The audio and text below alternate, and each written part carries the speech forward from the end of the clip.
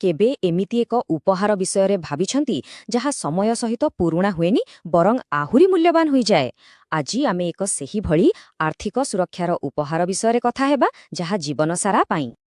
ଆମେ ସମସ୍ତେ ତ ପିଲାମାନଙ୍କୁ ଖେଳଣା କିମ୍ବା ନୂଆ ନୂଆ ଗ୍ୟାଜେଟ୍ସ ଦେଇଥାଉ। ହେଲେ ସେ ଖୁସି କେତେ ଦିନ ପାଇଁ? କିଛି ମାସ ବା କିଛି ବର୍ଷ? କିନ୍ତୁ କ'ଣ ସତରେ ଏମିତି କିଛି ଉପହାର ଅଛି ଯାହାର ମୂଲ୍ୟ ସମୟ ସହିତ ବଢ଼ିଚାଲେ? ଚାଲନ୍ତୁ ଆମ କାହାଣୀର ନାୟକ ଗୋଲ୍ଡନ ଭ୍ୟୁଙ୍କ ସହ ମିଶିବା। ତାଙ୍କ ବାପା ମା ତାଙ୍କୁ କେବଳ ଗୋଟେ ଉପହାର ନୁହେଁ ବରଂ ଜୀବନସାରା ପାଇଁ ଆର୍ଥିକ ସ୍ୱାଧୀନତାର ଏକ ମୂଳଦୁଆ ଦେବାକୁ ଚାହିଁଲେ। ତେବେ ଏହି ଯାଦୁକରୀ ଉପହାରଟା ପ୍ରକୃତରେ କ'ଣ ଆଉ ଏହା କେମିତି କାମ କରେ? ଏହା ଏକ ଏମିତି ଉପହାର ଯାହାକୁ ଥରେ ଦିଆଯାଏ କିନ୍ତୁ ତାର ଫଳ ଜୀବନସାରା ମିଳୁଥାଏ। ଜାଣିଲେ ଆଶ୍ଚର୍ଯ୍ୟ ହେବେ, ଏହାର ଆରମ୍ଭ ହୁଏ ମାତ୍ର 162 ଟଙ୍କାର। ହଁ, ପ୍ରତିଦିନ ମାତ୍ର 162 ଟଙ୍କା ସଞ୍ଚୟ କରି। ଆଉ ସବୁଠୁ ବଢ଼ିଆ କଥା କ'ଣ ଜାଣନ୍ତି? ଏହି ସଞ୍ଚୟ ଜୀବନସାରା କରିବାକୁ ପଡ଼ିବନି, କେବଳ 10 ବର୍ଷ ପାଇଁ। ଏକ ଛୋଟ ପ୍ରତିବଦ୍ଧତା, କିନ୍ତୁ ଫଳ ବହୁତ ବଡ଼। ଆଉ ଫଳାଫଳ ସେଇଟା ତ ଆହୁରି ଆଶ୍ଚର୍ଯ୍ୟଜନକ। ମାତ୍ର 10 ବର୍ଷର ସଞ୍ଚୟ ପରେ ଜୀବନସାରା ପାଇଁ ପ୍ରତିବର୍ଷ ପକ୍କା 52,500 ଟଙ୍କାର ଏକ ନିଶ୍ଚିତ ଆୟ। ଏହା ହିଁ ଏହି ଉପହାରର ଅସଲି ଶକ୍ତି। ତେବେ ଏହି ଚମତ୍କାର ପ୍ଲାନ୍ଟିର ନାଁ ହେଉଛି ଜୀବନ ଉତ୍ସବ। ଏଇଟା କେବଳ ଏକ ବୀମା ନୁହେଁ, ଏହା ପିଲା ପାଇଁ ଏକ ନିୟମିତ ଆୟର ଉତ୍ସ ବି ତିଆରି କରେ। ଏମିତି ଭାବନ୍ତୁ ଯେମିତି ଆପଣ ଗୋଟେ ଟଙ୍କା ଗଛ ଲଗାଉଛନ୍ତି। ପ୍ରଥମ କିଛି ବର୍ଷ ଆପଣ ତାର ଯତ୍ନ ନେବେ, ଆଉ ତାପରେ ସେ ଗଛ ଆପଣଙ୍କୁ ଜୀବନସାରା ଫଳ ଦେବ। ତାହେଲେ ଏ ଗଛ ଲାଗିବ କେମିତି? ଗୋଲ୍ଡେନ ଭ୍ୟୁଙ୍କ ବାପା ମା ତାଙ୍କ 10 ବର୍ଷ ବୟସରୁ ଆରମ୍ଭ କରି 19 ବର୍ଷ ହେବା ପର୍ଯ୍ୟନ୍ତ, ମାନେ ଠିକ୍ 10 ବର୍ଷ, ପ୍ରତିବର୍ଷ 59,289 ଟଙ୍କା ଜମା କଲେ। ତେବେ ଏହି 10 ବର୍ଷରେ ମୋଟ କେତେ ଟଙ୍କା ଦିଆଗଲା? ମୋଟାମୋଟି 5,92,990 ଟଙ୍କା। ଏହା ହିଁ ସେହି ଆର୍ଥିକ ଗଛ ପାଇଁ କରାଯାଇଥିବା ସମୁଦାୟ ନିବେଶ। ଗଛ ଲଗେଇ ସାରିଲା ପରେ ତାକୁ ବଢ଼ିବାକୁ ଟିକେ ସମୟ ତ ଦେବାକୁ ପଡ଼ିବ ନା? ଏହା ଅପେକ୍ଷାର ସମୟ ନୁହେଁ, ବରଂ ଏହି ସମୟରେ ହିଁ ଆପଣଙ୍କର ନିବେଶର ମୂଳଦୁଆ ମଜବୁତ ହେଉଥାଏ।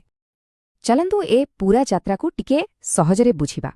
10ରୁ 19 ବର୍ଷ, ଏଇଟା ହେଲା ଗଛ ଲଗେଇବାର ସମୟ, ମାନେ ପ୍ରିମିୟମ ଦେବା। ତାପରେ 20 ଆଉ 21, ଏଇ 2 ବର୍ଷ ଗଛଟି ବଢ଼ିଲା।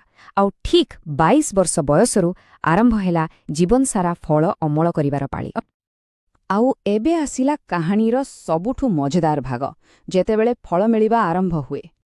ଠିକ୍ 22 ବର୍ଷ ବୟସରେ ଯେତେବେଳେ ଜଣେ ନିଜ ପାଠପଢ଼ା ସାରି କ୍ୟାରିୟର ଆରମ୍ଭ କରିବା କଥା ଭାବେ, ଠିକ୍ ସେତିକିବେଳେ ଗୋଲ୍ଡେନ ଭ୍ୟୁଙ୍କୁ ତାଙ୍କ ପକେଟ୍ ମନି ମିଳିବା ଆରମ୍ଭ ହୋଇଗଲା। ଆଉ ମନେ ରଖିବେ, ଏଇଟା ଥରକ ପାଇଁ ନୁହେଁ, ଏହା ଏକ ପ୍ରତିଶ୍ରୁତି। ସାରା ଜୀବନ ପାଇଁ ପ୍ରତିବର୍ଷ ପକ୍କା 52,500 ଟଙ୍କା। କିନ୍ତୁ କାହାଣୀ ଏତିକିରେ ସରୁନି।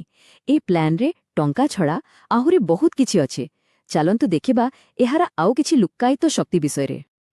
ହେଲେ ମନରେ ପ୍ରଶ୍ନ ଆସିପାରେ, ଯଦି ଜୀବନରେ କେବେ କିଛି ଅଘଟଣ ଘଟିଲା ତ? ଜୀବନ ତ ଅନିଶ୍ଚିତ, କିନ୍ତୁ ଏହି ଯୋଜନା ସେହି ଅନିଶ୍ଚିତତା ପାଇଁ ମଧ୍ୟ ପ୍ରସ୍ତୁତ। ଦେଖନ୍ତୁ, ଏହି ଯୋଜନାଟି ଏକ ସୁରକ୍ଷା କବଚ ଭଳି କାମ କରେ। ଧରନ୍ତୁ 40 ବର୍ଷ ବୟସରେ ତାଙ୍କ ପାଖରେ 7,35,000 ଟଙ୍କାର ରିସ୍କ କଭର ଥିବ। କେବେ ଯଦି ହଠାତ୍ ଟଙ୍କାର ଦରକାର ପଡ଼ିଲା, ତେବେ ସେ 4,56,820 ଟଙ୍କା ପର୍ଯ୍ୟନ୍ତ ଲୋନ୍ ନେଇପାରିବେ କିମ୍ବା ପଲିସିକୁ ସରେଣ୍ଡର କରି 6,09,089 ଟଙ୍କା ମଧ୍ୟ ପାଇପାରିବେ। ଏହାକୁ ହିଁ କୁହାଯାଏ ପ୍ରକୃତ ଆର୍ଥିକ ସୁରକ୍ଷା। ତେଣୁ ଏଇଟା କେବଳ ପକେଟ୍ ମନି ନୁହେଁ, ବୁଝିଲେ ତ? ଏହା ହେଉଛି ଗୋଟିଏ ପିଢ଼ିରୁ ଆର ପିଢ଼ିକୁ ଦିଆଯାଇଥିବା ସୁରକ୍ଷା ଆଉ ଭରସାର ଏକ ଉପହାର। ତେବେ ଶେଷ ହିସାବଟା କ'ଣ ହେଲା? ଥରେ ମାତ୍ର ପ୍ରାୟ 6 ଲକ୍ଷ ଟଙ୍କାର ନିବେଶ, ଆଉ ତା ବଦଳରେ ଜୀବନସାରା ପାଇଁ ପ୍ରତିବର୍ଷ 52,500 ଟଙ୍କାର ଏକ ଗ୍ୟାରେଣ୍ଟିଡ୍ ରିଟର୍ଣ୍ଣ। ଏ ତୁଳନା ହିଁ ସବୁକିଛି କହିଦେଉଛି, ନୁହେଁ କି? ତେଣୁ ଏହା କେବଳ ଏକ ଇନ୍ସ୍ୟୁରାନ୍ସ ପଲିସି ନୁହେଁ, ଏହା ଏକ ଶକ୍ତିଶାଳୀ ବିଚାର, ନିଜ ପିଲାକୁ ଆର୍ଥିକ ସ୍ୱାଧୀନତାର ସବୁଠୁ ବଡ଼ ଉପହାର ଦେବାର ଏକ ଉପାୟ। ଯଦି ଆପଣଙ୍କୁ ଏହି ବିଚାରଟି ଭଲ ଲାଗିଲା, ତେବେ ଏହି ଆଲୋଚନାକୁ ନିଶ୍ଚୟ ଲାଇକ୍ କରନ୍ତୁ। ଆଉ ହଁ, ଯେଉଁମାନେ ନିଜ ପିଲାର ଭବିଷ୍ୟତକୁ ଆର୍ଥିକ ଭାବେ ସୁରକ୍ଷିତ କରିବାକୁ ଚାହାନ୍ତି, ସେମାନଙ୍କ ସହ ଏହି ଆଇଡିଆଟିକୁ ନିଶ୍ଚୟ ସେୟାର କରନ୍ତୁ।